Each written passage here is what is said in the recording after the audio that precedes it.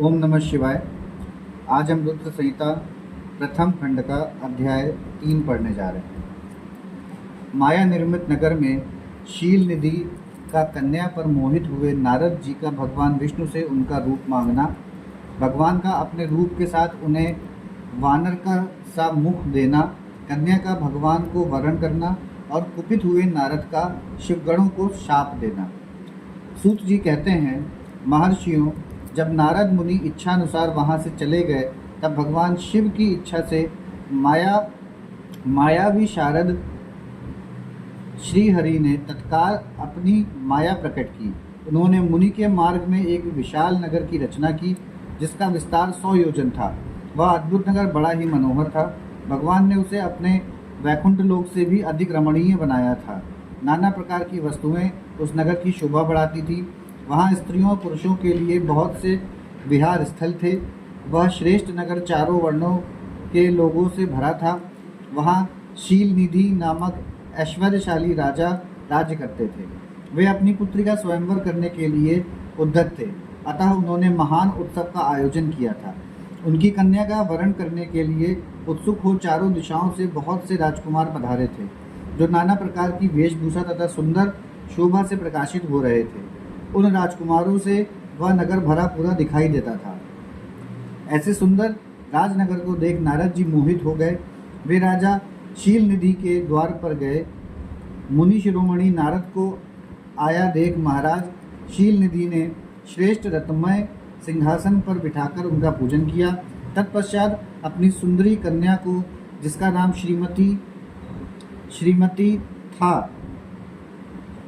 श्रीमती था, बुलवाया और उससे नारद जी के चरणों में प्रणाम करवाया। उस कन्या को देखकर नारद मुनि चकित हो गए और बोले, राजन, ये देव कन्या के समान सुंदरी महाभागा कन्या कौन है? उनकी यह बात सुनकर राजा ने हाथ जोड़कर कहा, मुने, यह मेरी पुत्री है। इसका नाम श्रीमती है। अब इसके विवाह का समय आ गया है। यह अपने लिए सुंदर वर चुनने के निमित्त स्वयंवर में जाने वाली है। इसमें सब प्रकार के शुभ लक्षण लक्षित होते हैं। महर्षि, आप इसका भाग्य बताइए। राजा के इस प्रकार पूछने पर काम से विध्वल हुए मुनि श्रेष्ठ नारद उस कन्या को प्राप्त करने की इच्छा मन में लिए राजा को संबोधित करके इस प्रकार बोले, भूपाल, आपकी यह पुत्री समस्त शुभ लक्षणों से संपन्न है, परम सौभाग्यवती है। अपने महान भाग्य के कारण यह धन्य है और साक्षात लक्ष्मी की भांति समस्त गुणों की आगार है। इसका भावी पति निश्चय ही भगवान शंकर के समान वैभवशाली, सर्वेश्वर, किसी से पराजित न होने वाला, वीर, काम विजयी तथा संपूर्ण देवताओं में श्रेष्ठ होगा। ऐसा कहकर राजा से विदा ले इच्छानुसार विचरने वाले नारद मुनि वहां से चल दिए। वे काम के वशीभूत हो गए थे। शिव की माया ने उन्हें विशेष मोह में डाल दिया था। वे मुनि मन ही मन सोचने लगे कि मैं इस राजकुमारी को कैसे प्राप्त करूं। स्वयंवर में आए हुए नरेशों में से सबको छोड़कर यह एकमात्र मेरा ही वरण करे, यह कैसे संभव हो सकता है? समस्त नारियों को सौंदर्य सर्वथा प्रिय होता है। सौंदर्य को देखकर ही वह प्रसन्नता पूर्वक मेरे अधीन हो सकती है, इसमें संशय नहीं है। ऐसा विचार कर काम से विध्वल हुए मुनिवर नारद भगवान विष्णु का रूप ग्रहण करने के लिए तत्काल उनके लोक में जा पहुँचे। वहाँ भगवान विष्णु को प्रणाम करके वे इस प्रकार बोले, भगवान, मैं एकांत में आपसे अपना सारा वृतांत कहूँगा। तब बहुत अच्छा कहकर लक्ष्मीपति श्रीहरि नारद जी के साथ एकांत में जा बैठे और बोले, मुने, अब आप अपनी बात कहिए। तब नारद जी ने कहा, भगवान, आपके भक्त जो राजा शील निधि हैं, वे सदा धर्म पालन में तत्पर रहते हैं। उनकी एक विशाल लोचना कन्या है जो बहुत ही सुंदरी है। उसका नाम श्रीमती है। वह विश्व मोहिनी के रूप में विख्यात है और तीनों लोक में सबसे अधिक सुंदरी है। प्रभु, आज मैं शीघ्र ही उस कन्या से विवाह करना चाहता हूँ। राजा शील निधि ने अपनी पुत्री की इच्छा से स्वयंवर रचाया है, इसलिए चारों दिशाओं से वहाँ सहस्त्रों राजकुमार पधारे हैं। नाथ, मैं आपका प्रिय सेवक हूँ, अतः आप मुझे अपना स्वरूप दे दीजिए, जिससे राजकुमारी श्रीमती निश्चय ही मुझे वर ले।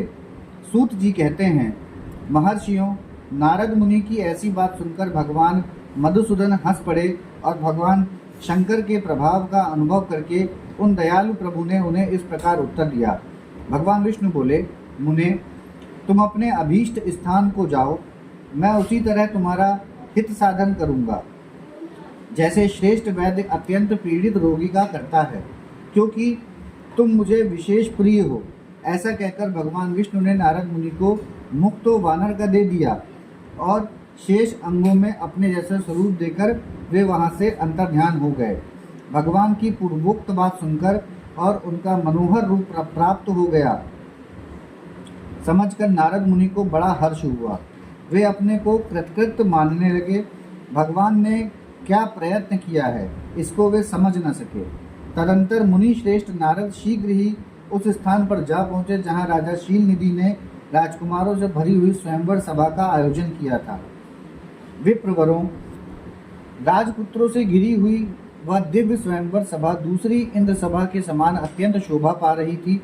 नारद जी उस राजसभा में जा बैठे और वहां बैठकर प्रसन्न मन से बार बार यही सोचने लगे कि मैं भगवान विष्णु के समान रूप धारण किए हुए हूँ, अतः वह राजकुमारी अवश्य मेरा ही वरण करेगी, दूसरे का नहीं।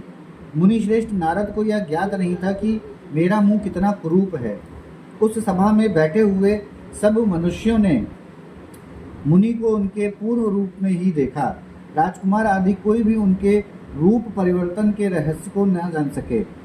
वहाँ नारद जी की रक्षा के लिए भगवान रुद्र के 2 पार्षद आए थे। वे ब्राह्मण का रूप धारण करके गूढ़ भाव से वहाँ बैठे थे। वे ही नारद जी के रूप परिवर्तन के उत्तम भेद को जानते थे। मुनि को कामावेश से मूढ़ हुआ जान वे दोनों पार्षद उनके निकट गए और आपस में बातचीत करते हुए उनकी हंसी उड़ाने लगे। परंतु मुनि तो काम से विध्वल हो रहे थे, अतः उन्होंने उनकी यथार्थ बात भी अनसुनी कर दी। वे मोहित हो श्रीमती को प्राप्त करने की इच्छा से उसके आगमन की प्रतीक्षा करने लगे। इसी बीच में वह सुंदरी राजकन्या स्त्रियों से घिरी हुई अंतःपुर से वहां आई। उसने अपने हाथ में सोने की एक सुंदर माला ले रखी थी। वह शुभ लक्षणा राजकुमारी स्वयंवर के मध्य भाग में लक्ष्मी के समान खड़ी हुई अपूर्व शोभा पा रही थी। उत्तम व्रत का पालन करने वाली वह भूप कन्या माला हाथ में लेकर अपने मन के अनुरूप वर का अन्वेषण करती हुई सारी सभाओं में भ्रमण करने लगी। नारद मुनि का भगवान विष्णु के समान शरीर और वानर जैसा मुंह देखकर वह कुपित हो गई और उनकी ओर से दृष्टि हटाकर प्रसन्न मन से दूसरी ओर चली गई। स्वयंवर सभा में अपने मनोवांछित वर को न देखकर वह भयभीत हो गई। राजकुमारी उस सभा के भीतर चुपचाप खड़ी रह गई। उसने किसी के गले में जयमाला नहीं डाली। इतने में ही राजा के समान वेशभूषा धारण किए भगवान विष्णु वहां आ पहुंचे। किन्हीं दूसरे लोगों ने उनको वहां नहीं देखा। केवल उस कन्या की ही दृष्टि उन पर पड़ी। भगवान को देखते ही उस परम सुंदरी राजकुमारी का मुख प्रसन्नता से खिल उठा। उसने तत्काल ही उनके कंठ में वह माला पहना दी। राजा का रूप धारण करने वाले भगवान विष्णु उस राजकुमारी को साथ लेकर तुरंत अदृश्य हो गए और अपने धाम में जा पहुंचे। इधर सब राजकुमार श्रीमती की ओर से निराश हो गए। नारद मुनि तो काम वेदना से आतुर हो रहे थे, इसलिए वे अत्यंत विध्वल हो उठे। तब वे दोनों विप्र रूपधारी ज्ञान विशारद रुद्रगण काम विध्वल नारद जी से उसी क्षण बोले। रुद्रगणों ने कहा, हे नारद, हे मुने, तुम व्यर्थ ही काम से मोहित हो रहे हो और सौंदर्य के बल से राजकुमारी को पाना चाहते हो। अपना वानर के समान घृणित मुंह तो देख लो। सूत जी कहते हैं, महर्षियों, उन रुद्रगणों का यह वचन सुनकर नारद जी को बड़ा विस्मय हुआ। वे शिव की माया से मोहित थे। उन्होंने दर्पण में अपना मुंह देखा। वानर के समान अपना मुंह देख वे तुरंत ही क्रोध से जल उठे और माया से मोहित होने के कारण उन दोनों शिवगणों को वहां शाप देते हुए बोले, अरे, तुम दोनों ने मुझ ब्राह्मण का उपहास किया है, अतः तुम ब्राह्मण के वीर से उत्पन्न राक्षस हो जाओ। ब्राह्मण की संतान होने पर भी तुम्हारे आकार राक्षस के समान ही होंगे। इस प्रकार अपने लिए शाप सुनकर वे दोनों ज्ञानी शिरोमणि शिवगण मुनि को मोहित जानकर कुछ नहीं बोले।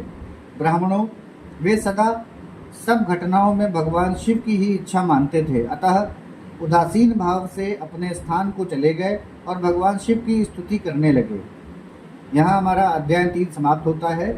ओम नमः शिवाय।